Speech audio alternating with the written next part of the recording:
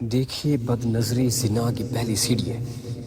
نبی علیہ السلام کا ارشاد گرامی، العینان زناہما النظر والاذنان زناہما والرجل زناها الخطأ والقلب يهوي ويتمني ويصدق ذلك الفرج او يكذبه۔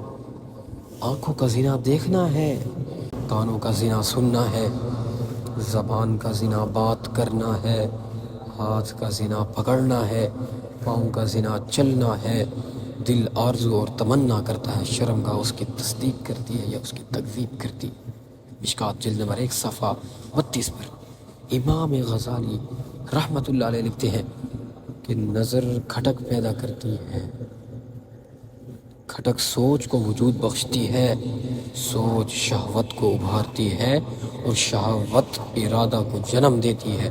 اس سے معلوم ہو کہ زنا کا ارادہ تب ہوتا ہے جب انسان کسی غیر محرم کو دیکھتا ہے، اگر دیکھے گا ہی نہیں تو ارادہ ہی نہیں ہوگا۔ بس معلوم ہوا کہ بد نظری زنا کی پہلی سیڑھی ہے۔ مثال مشہور ہے کہ دنیا کا سب سے لمبا سفر ایک قدم اٹھانے سے شروع ہو جاتا ہے، اسی طرح زنا کا سفر بد نظری کرنے سے شروع ہو جاتا ہے۔ مومن کو چاہیے کہ اس پہلی سیڑھی چڑھنے سے ہی پرہیز کرے۔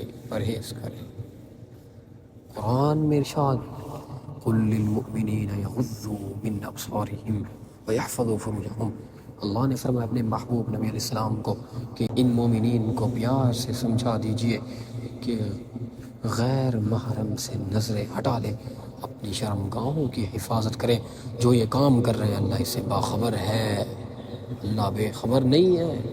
وہ آنکھوں کی خیانت کو دیکھتا ہے، دلوں کے رازوں کو جانتا ہے۔